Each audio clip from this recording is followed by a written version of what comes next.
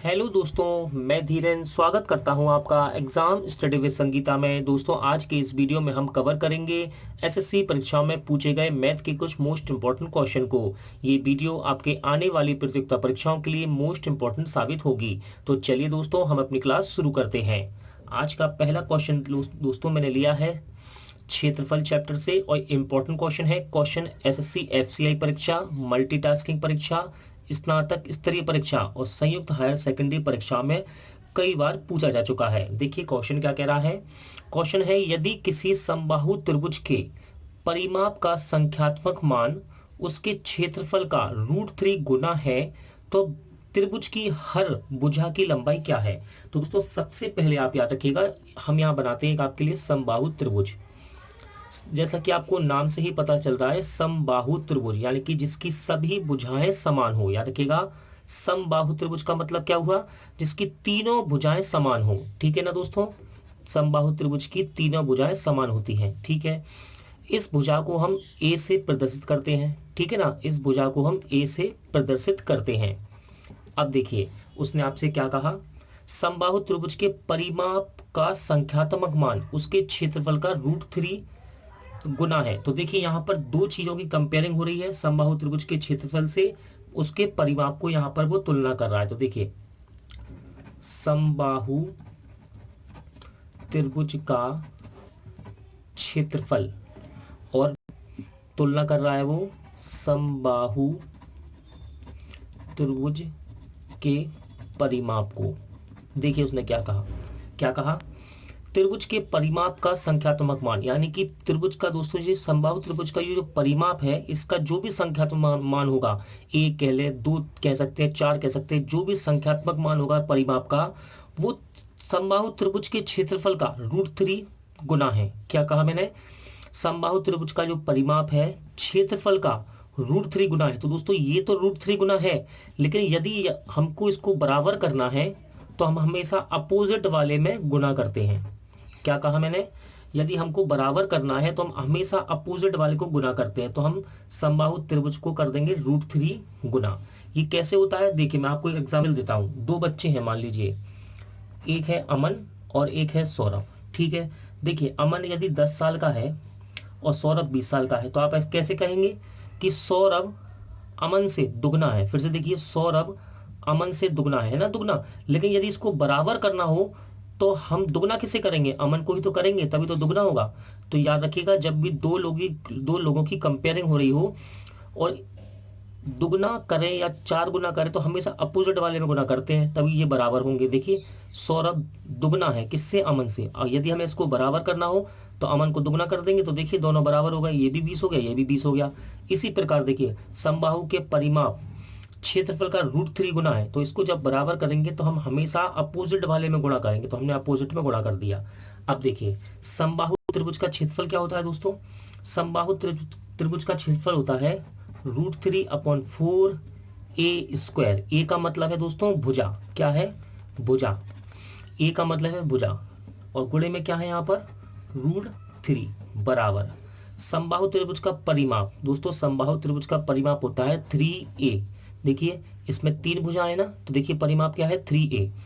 हमें निकालनी है त्रिभुज की हर भुजा की लंबाई, यानी कि यदि आप a निकाल देंगे तो सभी तो समान है।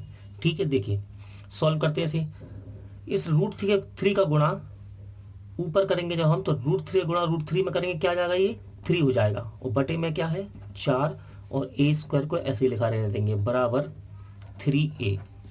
अब देखिए 3 के पार से 3 को हम काट सकते हैं, 3 एकम 3। ठीक है, a² मतलब क्या है दोस्तों, इसको ये 2 बार लिखा हुआ है और बराबर में क्या है a, है ना। a² का मतलब क्या है, 2 बार में लिखा है, बराबर में क्या है a। तो a से एक का एक a से एक a को काट सकते हैं, तो क्या बचेगा, a बचेगा ना। तो देखिए एक a से एक a को काट देंगे तो a बचेगा। अब इस 4 का यहाँ हम कर देंगे क्रॉस गुणा, 4 एकम 4, तो a बराबर कितना आ जाएगा 4। a बराबर कितना आ गया आपका 4, यानी कि इसकी भुजा कितनी आई दोस्तों 4 यूनिट, यानी कि आपका राइट आंसर रहेगा ऑप्शन सी। अगला क्वेश्चन देखते हैं। अगला क्वेश्चन भी इंपॉर्टेंट है दोस्तों, मैंने आपके लिए वही क्वेश्चन मैं आपके लिए लेकर आता हूं जो कि परीक्षा में बार बार पूछे जाते हैं। देखिए क्वेश्चन एसएससी स्नातक स्तरीय परीक्षा में 4 बार पूछा गया है, साथ ही साथ सीपीओ और ऑनलाइन सीपीओ में भी 2 बार पूछा जा चुका है। देखिए क्वेश्चन क्या कह रहा है, एक 6 मीटर लंबाई, 8 मीटर चौड़ाई और 20 मीटर ऊंचाई वाले कमरे में रखे जाने वाली सबसे लंबी छड़ क्या होगी। तो दोस्तों याद रखिएगा, कमरे में रखी जाने वाली सबसे लंबी छड़ कहाँ रखी जाएगी, ये रखी जाएगी कमरे के विकर्ण पर। कहाँ रखी जाएगी, कमरे के विकर्ण पर। मैं लिख देता हूं आपके लिए, कमरे में रखी जाने वाली सबसे लंबी छड़, इसे हम कहाँ रख सकते हैं, इसे हम रख सकते हैं विकर्ण पर, कमरे के विकर्ण पर। कहाँ रखेंगे, कमरे के विकर्ण पर। तो देखिए दोस्तों, कमरे की बात हो रही है, यानी कि लंबाई चौड़ाई ऊंचाई आपको दे रखी है। तो आप क्या समझ रहे हैं इससे, लंबाई चौड़ाई ऊंचाई से? ये बात कर रहा है दोस्तों आपसे घनाभ की। किसकी बात कर रहा है, घनाभ की। देखिए मैंने एक घनाभ बना दिया आपके लिए। देखिए लंबाई, ये हो गई आपकी लंबाई, चौड़ाई दे रखी है आपको, ये है आपकी चौड़ाई, ऊंचाई भी दे रखी है, ये है आपकी ऊंचाई यानी कि हाइट। LBH यानी कि कमरा, कमरे का मतलब क्या हुआ, ये घनाभ की बात कर रहा है। किसकी, घनाभ की बात कर रहा है। यहाँ पे आपको L दे रखी है कितनी, 6 मीटर, B दे रखा है यानी कि चौड़ाई 8, और H दे रखी है ऊंचाई कितनी, 20। ठीक है, मैंने क्या कहा, छड़ कहाँ रख सकते हैं हम, सबसे लंबी छड़ को हम रख सकते हैं इसके विकर्ण पर। ये रहा इसका विकर्ण, ठीक है ना, इसके विकर्ण पर सबसे लंबी छड़ रखी जाएगी, यानी कि घनाभ के विकर्ण पर। तो यदि आप यहाँ पर घनाभ के विकर्ण का फॉर्मूला लगाते हैं तो ये सवाल सॉल्व हो सकता है। तो देखिए कहाँ रखते हैं हम सबसे लंबी छड़ को, विकर्ण पर, और ये बात हो रही है किसकी, घनाभ की। तो देखिए घनाभ का विकर्ण क्या होता है दोस्तों, ये होता है आपका अंडर रूट में L² plus B² plus H²। ठीक है ना, अंडर रूट में L² plus B² plus H²। तो देखिए हम यहाँ वैल्यू रखते हैं इसकी। L कितनी है आपकी, 6, तो 6 का स्क्वायर। B कितनी है, 8, यानी कि 8 का स्क्वायर। और H कितना दे रखा है आपको, 20, यानी कि 20 का स्क्वायर। सॉल्व करते हैं इसे। देखिए 6 का स्क्वायर कितना होगा, 6 6 36, 8 का 8 8 64, और 20 का कितना, 400। देखिए दोस्तों, यदि मैं इनको जोड़ूंगा 36 और 64 को, कितना हो जाएगा ये, 100। 100 और 400 कितना, 500। 500। अब मुझे निकालना है इसे अंडर रूट से बाहर। तो देखिए ऑप्शन भी अंडर रूट में दिखाई दे रहे हैं आपको। तो मैं इसको लिख सकता हूं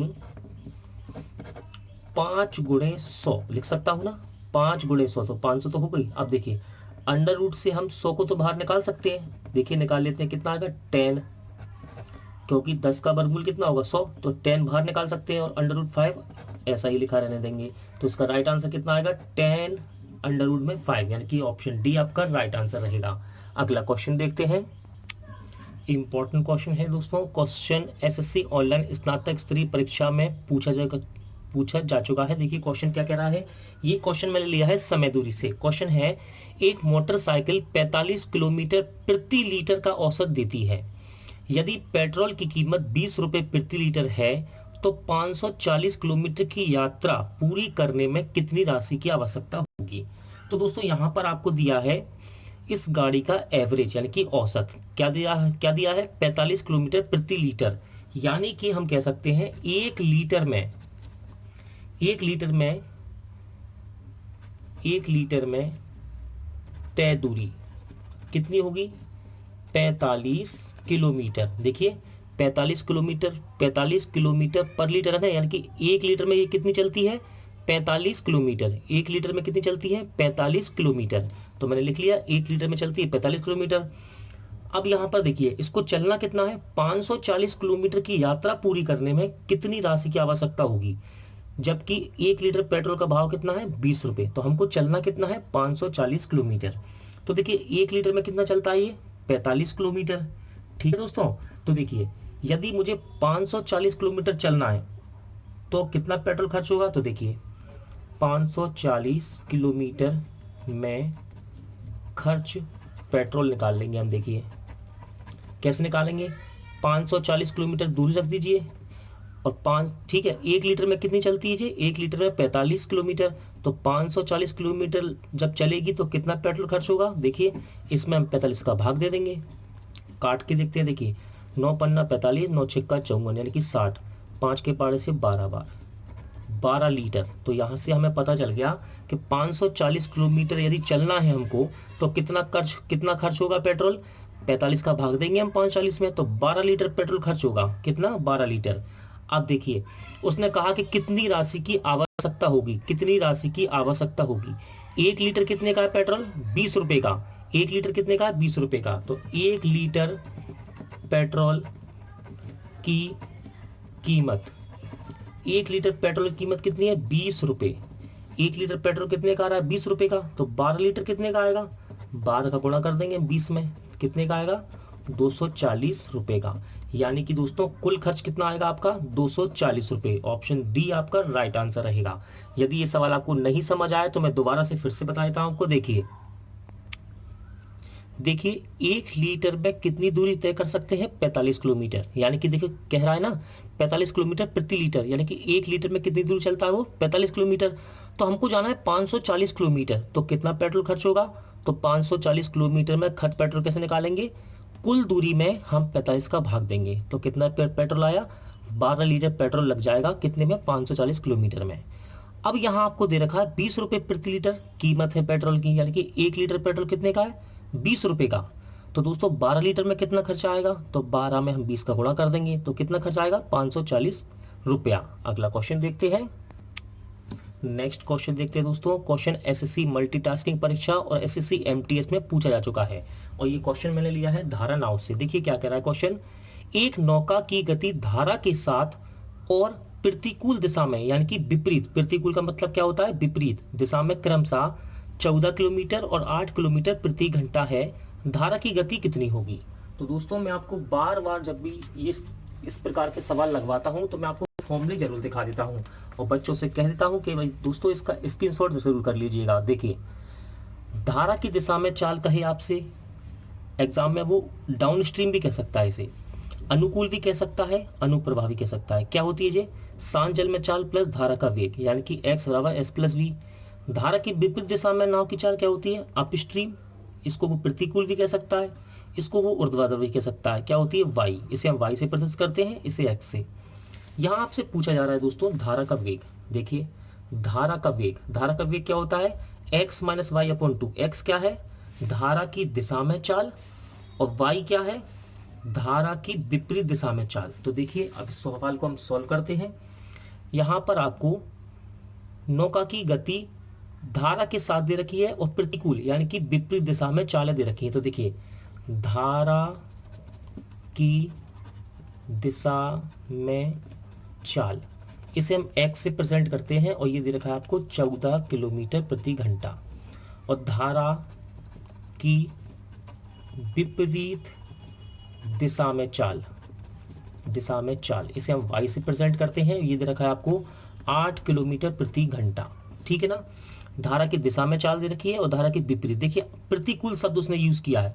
हम लोग हमेशा पढ़ते हैं क्या? धारा की दिशा में और धारा की विपरीत, लेकिन ये वर्ड आप जरूर याद रखिएगा। मैं आपको फिर से दिखा देता हूं, आप इसका स्क्रीनशॉट जरूर कर लीजिएगा। देखिए धारा की दिशा में वो आपको डाउन स्ट्रीम भी कह सकता है, अनुकूल कह सकता है, अनुप्रवाह कह सकता है। धारा की विपरीत दिशा में वो आपको ऊर्ध्वाधर कह सकता है, अपस्ट्रीम कह सकता है, और प्रतिकूल भी कह सकता है। यहाँ उसने कहा प्रतिकूल। प्रतिकूल का मतलब क्या है? धारा की विपरीत दिशा में चाल है, यानी कि वाई। दोनों चालें आपके पास आ गई। फिर उसने कहा कि धारा की गति क्या है? देखिए दोस्तों धारा की गति कह लीजिए आप, धारा की गति कह ले, या फिर इसको आप वेग कह ले, बात बराबर है। क्या होता है ये? x माइनस वाई अपॉन 2, यानी कि धारा की दिशा में चाल माइनस धारा की विपरीत चाल बटे 2। तो देखिए हम मान रखते हैं x का मान कितना है? 14, और y का मान कितना है? 8 बटे में 2। सॉल्व करते हैं, 14 में से 8 गया 6 बटे 2, काटते हैं 2 तिया 6, यानी कि 3 किलोमीटर प्रति घंटा इसकी क्या आएगी? चाल। राइट आंसर रहेगा ऑप्शन डी। अगला क्वेश्चन देखते हैं। इंपॉर्टेंट क्वेश्चन है दोस्तों। क्वेश्चन एसएससी ऑनलाइन स्नातक स्तरीय परीक्षा में पूछा जा चुका है। देखिए क्वेश्चन कह रहा है, एक विवाह समारोह में 32% महिलाएं हैं, 54% पुरुष हैं और 196 बच्चे हैं। उस विवाह समारोह में पुरुष कितने हैं? तो देखिए मैं आपसे कह लेता हूं कुल व्यक्ति इसमें कितने हैं? कुल व्यक्ति यहां पर है x। ठीक है, x का 32% है आपकी महिला, और x का 56% हैं आपके पुरुष। ठीक है, तो बाकी के बचे हुए क्या होंगे दोस्तों, बच्चे ही तो होंगे। ठीक है ना, कोई भी संख्या है अपने आप में 100% होती है। मान लीजिए एक्स है, ये अपने आप में 100% है। इसका 32% कौन है, महिला। 56% कौन है, पुरुष। तो यदि हम इन दोनों को जोड़ दें और 100% में से घटा दें तो बच्चे निकल के आ जाएंगे। देखिए 32 और 56 कितना हो गया, 8। 32 8 और ये 8, 88। फिर लगता है दोस्तों मैं कहीं गलती कर रहा हूँ, 1 मिनट, ये 54% है, सॉरी, पुरुष हैं 54%। तो देखिए कितना होगा, 6। 86% तो ये दोनों की संख्या हो गई, पुरुष की और महिलाओं की। यदि मैं इसको 100 में से घटा दूं 86 को तो कितना आएगा, 14%। ये क्या होंगे, बच्चे। 14% क्या हो जाएंगे, बच्चे। तो x का 14% हो गए बच्चे। और यहाँ पर आपको बच्चे दे रखे हैं कितने, 196। तो x का 14% बराबर हम 196 कर सकते हैं, क्योंकि ये बच्चों का परसेंट है और ये संख्या इसकी दे रखी है। तो देखिए x का 14% बराबर क्या आएगा 196। ये भी बच्चे हैं, ये भी बच्चे हैं। इसको सॉल्व करते हैं, देखिए परसेंट आएंगे नीचे, क्या आएगा 100। ये 14 का स्क्वायर ही तो है दोस्तों, यानी कि वर्गमूल। देखिए 14 से इसको काट सकते हैं हम 14 बार, क्रॉस गुणा कर देंगे। यहाँ पर x बराबर कितना आएगा, 1400। कुल व्यक्ति आ गए 1400। अब आप कुछ भी बता सकते हैं। यदि महिला पूछी जाए तो उसका 32% निकाल दीजिए, पुरुष पूछे जाए तो उसका 54% निकाल दीजिए, बच्चे पूछे जाए तो 14%। यहाँ क्या पूछ रहा है, उस विवाह समारोह में पुरुष कितने हैं, तो पुरुष कितने हैं, 54%। तो 1400 का आप निकालेंगे 54%। देखिए परसेंट आएंगे नीचे, क्या आएगा 100। 0 से 0 कैंसिल, 0 से 0 कैंसिल, आपको सिर्फ गुणा करना है। देखिए 14 चौके 56, यहाँ से लगी 5, 14 पंजे 70, 70 और 5 75, यानी कि पुरुष कितने आएंगे 756। ऑप्शन ए आपका रहेगा राइट आंसर। अगला क्वेश्चन देखते हैं। देखिए क्वेश्चन दोस्तों मोस्ट इंपॉर्टेंट है और इस क्वेश्चन को इस सेट में लेने का एक खास कारण है। यहाँ से मैं आपको एक बात भी समझा दूंगा। देखिए यदि इस प्रकार का क्वेश्चन एग्जाम में आता है और आप उसको बिल्कुल बेसिक तरीके से करते हैं तो ये 3 से 4 मिनट आपके ले जाएगा। और यदि आपको परसेंटेज की फ्रैक्शन वैल्यू याद है, यानी कि इसको भिन्न के रूप में, या यदि आपको ये वैल्यू याद है तो इस सवाल को बहुत ही आसानी से कर सकते हैं। देखिए क्वेश्चन क्या कह रहा है, 90 का 83 सही 1/3% कितने रुपए के 60% के बराबर है। देखिए 90 का मतलब गुणा, 83 सही 1/3% कितने रुपए, मैं कह देता हूं x, कितने रुपए के मतलब गुणा 60% के बराबर है।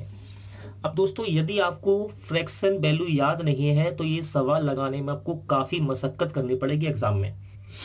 और यदि आपको इसकी फ्रैक्शन वैल्यू याद है तो आप इसको झट से 30 से 40 सेकंड में कर सकते हैं। तो देखिए पहले मैं इसकी फ्रैक्शन वैल्यू से इसको सॉल्व कर देता हूं। देखिए 90, 83 सही 1/3% को हम क्या लिख सकते हैं, इसे हम लिख सकते हैं 5/6 बराबर x। 60% को हम क्या लिख सकते हैं, इसे हम लिख सकते हैं दोस्तों 3/5।